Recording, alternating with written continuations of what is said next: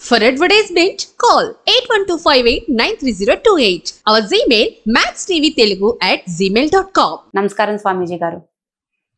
మరి ఇప్పుడు జాతరలు జరిగినప్పుడు పూనకాలు వస్తున్నాయి. రీసెంట్లీ చాలా యూట్యూబ్ ఛానల్లో నాకు నాగదేవత కనిపిస్తుంది, నాగదేవత నేను సర్పాన్ని అని ఒక అమ్మాయి వచ్చింది. నేను సర్పాన్ని అంటుంది. నాకు అగోరోలు వచ్చి రుద్రాభిషేకం చేస్తే, శివలింగానికి అభిషేకం చేస్తే నేను పాము కింద మారుతాను అని చెప్తుంది. మరి అదెంతవరకు ఇవన్నీ కల్పితాలేనా? పూనకాలు రావడం కూడా కల్పితాలేనా? మరి ఎందుకు వేషాలు వేస్తున్నారు వీళ్ళంతా? ఎవరిని నాశనం చేయనందుకు? వాస్తవం కలియుగంలో ఒక వర్డ్, మంచి వర్డ్ యూజ్ చేయాలి. ఒకవేళ వీలైతే కూడా మనం దాన్ని ఎక్కువ స్టేటస్లో పెట్టాలి.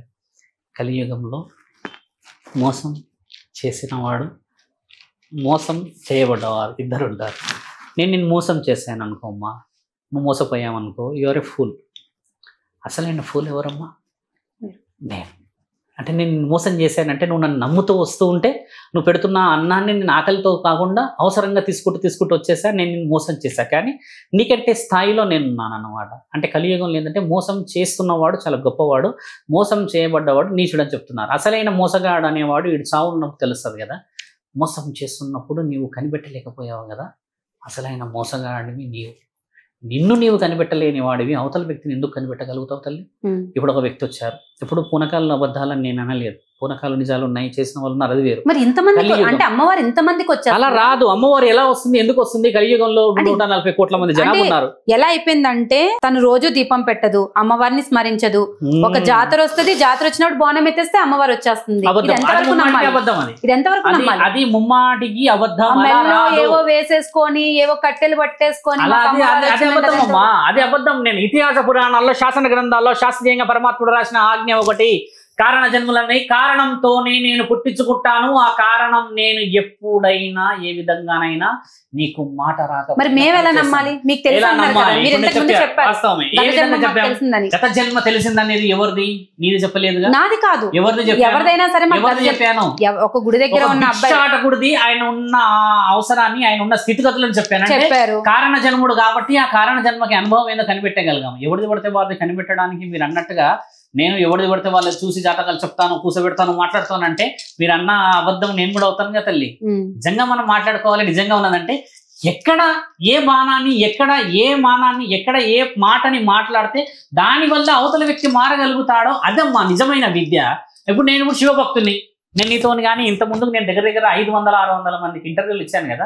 ఎక్కడైనా నేను శివుణ్ణి అని చెప్పాను? చెప్పలేదు. శివ భక్తుడిని అని చెప్పా, నేను భిక్షాటన చేస్తాను. మరి ఇలాంటి వాళ్ళందరినీ మరి ప్రజలు అలా ఎందుకు నమ్ముతున్నారు? మరి నీవే అవకాశం ఇచ్చావు తల్లి. నేను ఇంటికి వచ్చా డోర్ తీసుకొని, నువ్వు నన్ను అనుమతి లేకుండా ఎందుకు వచ్చావు? మరి గుడులు తవ్వండి, అవి తవ్వండి, ఇవి తవ్వండి అని అడుగుతున్నారు. మేము చెప్తా, ఇది మేము జోగినులు అంటారు కొంతమంది. జోగినులు కూడా ఎక్కువైపోయారు. జోగినులు అంటే ఎలా ఉండేవారండి? అలాంటి జోగినులు ఇప్పుడు ఎంతమంది ఉండట్లేదు. ప్రతి ఒక్కరూ జోగిన్లే అంటున్నారు. మరి దానికి అర్థం ఏంటి? అంటే ప్రజలు మోసం చేయడానికి కలియుగం అని అన్నారు. ఓకే, మరి ప్రజలందరూ ఇంకా మోసానికే కదా. ప్రయోజనం ఏముంది? మీరు ఎంతమంది మీ అమ్మ నాన్నలకి? ఇద్దరమే. ఓ మహానీయురాలు ఏం చేసిందంటే 4 బిడ్డలు కంటిన్యూగా పుట్టారు. ఓ తాగుబోతు భర్త, వ్యసనపరుడు, బాగా తాగుతూనే ఉంటాడు. 4 బిడ్డలు పుట్టాక ఆయన గారికి ఇదెక్కడ గోల, 4 ఆడబిడ్డలు పుట్టారు.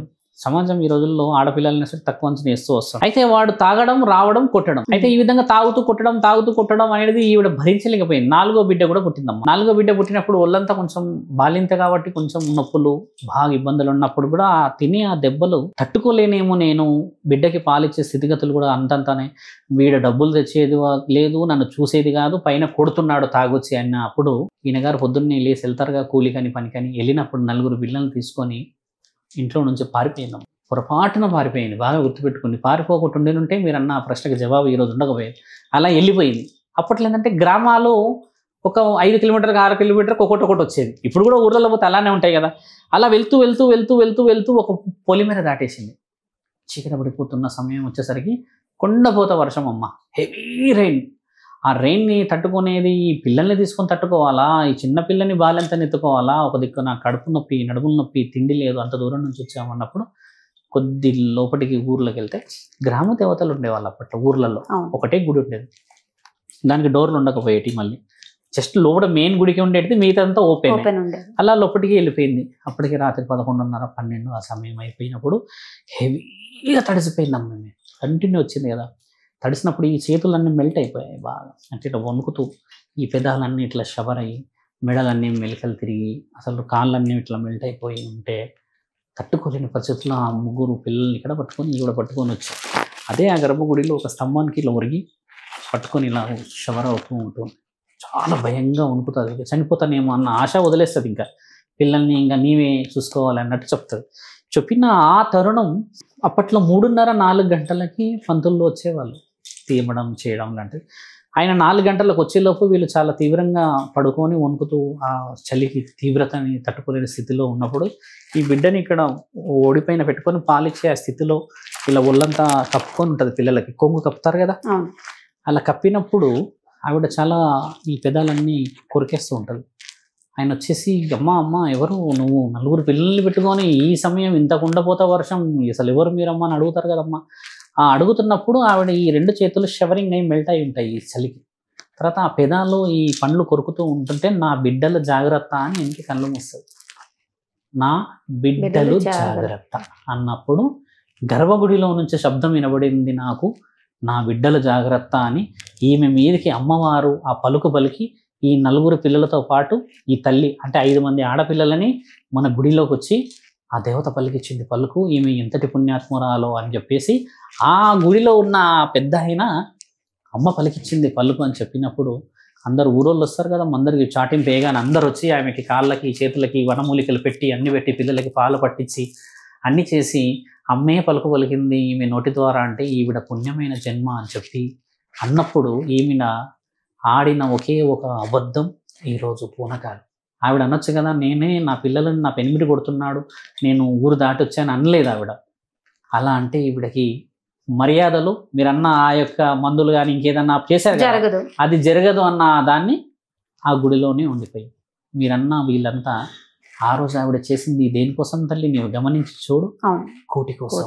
ఆ కూటి కోసం చేసిందే ఈ రోజు నా తల్లి మహంకాళి, నల్లపోచమ్మ, ముత్యాలమ్మ ఈ దేవతామూర్తులు నా పిల్లలు కూటి కోసమే చేస్తున్నారని వదిలిపెట్టారు. ఏ దేవతలకి కోపం రాదా? వాళ్ళ పేరు చెప్పి మన ఊర్లో ఉన్న వాళ్ళ మోసం చేస్తే కానీ దేనికి చేస్తున్నారు? కూటి కోసం. ఆ కూటి కోసం చేస్తున్నారని ఇంకా తల్లి కాబట్టి ఆ తల్లితనాన్ని విలువ కడుపులో పెట్టుకొని ఉంది. ఏమ్మా ఇప్పుడు దేవతలు ఎంతోమంది వస్తారు, ఎంతోమంది అఘోరాలు వస్తారు, పెద్ద పెద్ద వేద పండితులు ఉన్నారు కదా ఇప్పుడు కూడా ఇక్కడ. వాళ్ళకు ప్రకటన ఇవ్వచ్చు కదా, వీళ్ళంతా అబద్ధం వీళ్ళంతా నిజం కాదని. ఎందుకు కూటి కోసం చేస్తున్నారని ఇవ్వట్లేరు. మీరు అడిగిన దాంట్లో ప్రశ్నలో నిజంగా వాళ్ళు శివసత్తులో లేకపోతే వాళ్ళు నిజంగా వాళ్ళు మీరన్న ఇంకేదో భక్తి దాంట్లో ఏదో చేసినా కూడా ఎండ్ ఆఫ్ ది స్టోరీ 3 పూటలు 5 చేతులు పోవడానికి మాత్రమే.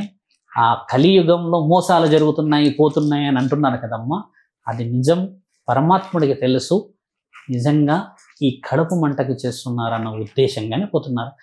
శాసన గ్రంథాల్లో ఇతిహాస పురాణాల్లో పరమాత్ముడే పుట్టించాడమ్మా రంభ, ఊర్వశి, మేనకలని, ఋషులని, ఈ రాక్షసులని నన్ను వరాలు కోరకుండా భగ్నం కలిగించు అని. ఇప్పుడు అలాంటిది కూటి కోసం చేస్తుంది తప్పెలా అవుతుందమ్మా? నువ్వు ఆడదాని కాబట్టి అర్థం చేసుకుంటావు అని చెప్తున్నాను. శివసత్తులు ఆ విధంగా నన్న భక్తి చూపిస్తున్నారు. నీవు బోనం ఎత్తి గంటసేపు అక్కడ మహంకాళి గుడి దగ్గర నాట్యం చేయగలవా? అందరూ చేయలేరు, దాంట్లో ఆజ్ఞ ఉంటుంది. కాకపోతే కొంచెం ఎక్కువ అవుతుంది ఈ మధ్య, అది తగ్గించుకుంటే మంచిది. అది ఎక్కువ చేయదు. ఇప్పుడు చూడమ్మా, ఒక 40 ఏళ్ళు 30 ఏళ్ళు ఉన్న ఆడవాళ్ళు పాత మనుషులు ఉన్నారు కదా, వాళ్ళ బోనం ఎత్తితే అందం చందం కనబడి ఆ భక్తి కనబడుతుంది. మీరన్న నాగదేవతను నాగ సంబంధించిన విషయపేరున్న అమ్మాయిల గురించి మాట్లాడితే ఏజ్ రిస్ట్రిక్షన్స్ అనేది లేదు కదా. అలా రాకపోవడం తల్లిదండ్రుల పొరపాటు. 16 సంవత్సరాలకు వచ్చేస్తుంది ఆ దేవత శరీరం మీదకి. నువ్వు ఏ వంశంలో పుట్టావు, నీ వంశ ఆధిపత్యం ఎవరు, నీ వంశం ఆదిబీజం ఎవరు, నీ నాన్న ఎవరు, మీ తాత ఎవరు, మీ ముత్తాత ఎవరు, ఎన్ని పుణ్య కార్యక్రమాలు చేసి అటేడు తరాలు ఇటేడు తరాలు నేను నిన్ను చూశాను, నిన్ను పుట్టించుకున్నాను అని చెప్పడానికి ఒక దేవత శరీరాన్ని ఆవహించాలి అని అంటే నీవు పుట్టిన పుట్టుక కూడా బ్రహ్మ రాయాలంటే భయపడాలి. పుట్టిందంటే మహంకాళి ఊరంతా అగ్గి పెట్టేస్తుందేమో, జరుగుతున్న అధర్మాన్ని జరుగుతున్న అన్యాయాన్ని. ఈ కలియుగంలో నేను రాత రాయాలని నేను బ్రహ్మ పారిపోవాలి ఆ బిడ్డ పుట్టేటప్పుడు. అప్పుడు రాసుకుంటాడు నా తండ్రి ప్రాణదాత పరమాత్ముడు విష్ణు అనుసంధానంతో ధర్మరక్షణకై ఈ బిడ్డ పుడుతుంది, గుడిలోనే ఉంటుంది పలికిన పలుకు, తర్వాత చేయబోయే ప్రతి పనిలో సమాజం బాగుపడుతుంది. అలాంటి వాళ్ళు ఒకప్పుడు పుడితే అమ్మ కరెక్ట్ గా 12 సంవత్సరాలకు ఊరు తీసుకెళ్లేసి అమ్మవారి గుడి దగ్గర వదిలేవాళ్ళు, మీకు గుర్తే ఉండవచ్చు. అప్పుడప్పుడు వింటూ ఉంటాం, అలా ఉన్నారు చాలా మంది. అదే గుడిలో ఉంటారు, సినిమాలో చూస్తాం, కానీ it is a realistic story also. అక్కడ ఉన్న ఆ అమ్మాయిలు దేవతతోనే మాట్లాడతారు అని, దేవత యొక్క పూజా విషయాలు మాట్లాడతారని, దేవత యొక్క మంచి పనులు, మన ఊరికి అమ్మ పొలం పనులు కానీ, ఇంకేదైనా పనులు కానీ, గృహప్రవేశాలు కానీ, ఏదైనా కార్యక్రమాలకు ఆయన వస్తే దేవత వచ్చిందని అంటారుగా. మరి అలాంటి పుణ్య కార్యక్రమాలు ఈ రోజు ఉన్నాయంటారా? అరే వీఆర్ సిట్టింగ్ అట్ హోమ్, అమ్మా బాగా గుర్తుపెట్టుకో, దేవత కడప దాటి రావట్లేదు, ఇక్కడ అక్కడ కడప దాటి ఊర్లోకి వచ్చేది, ఊర్లోనే ఉండేది. ఇక్కడ చూడండి మీరు అన్నట్టుగా అలాంటి వాళ్ళు they are very very very ఎట్లా అంటే intelligent persons we can say. వాళ్ళు ఎలా ఉన్న వ్యక్తులు అంటే మరి వాళ్ళు మీడియాకి చెప్పుకోవడానికి ఎందుకు ట్రై చేస్తున్నారు? వాళ్ళే మీడియాకి ఎందుకు అప్రోచ్ అవుతున్నారు? వాస్తవమే, కరెక్ట్ గా కలిసిన వ్యక్తుల్ని కలవాలి కదా తల్లి, మీరు ఆలోచించండి. కరెక్ట్ గా కలవాల్సిన వ్యక్తి కలవాలి. భగవంతుడే ఎంచుకున్నప్పుడు భగవంతుడే మార్గం చూపిస్తాడని వాళ్ళకి కూడా తెలుసు కదా, మీడియాని ఎందుకు కలవాలి? కలవాల్సిన అవసరం లేదు కదా, మరి మీరు అక్కడ అర్థం చేసుకోవచ్చు కదా తల్లి. మనం ఇప్పుడు చూడమ్మా, నిజమైన భక్తిని, నిజమైన పరమాత్ముడి ఆజ్ఞని దానికి మనం ప్రచారణ విధంగా అవసరం లేదు కదా. పరమాత్ముడికి తెలుసు కదా, భగవంతుడు చూస్ చేసుకున్నాడు అంటే భగవంతుడే మార్గం.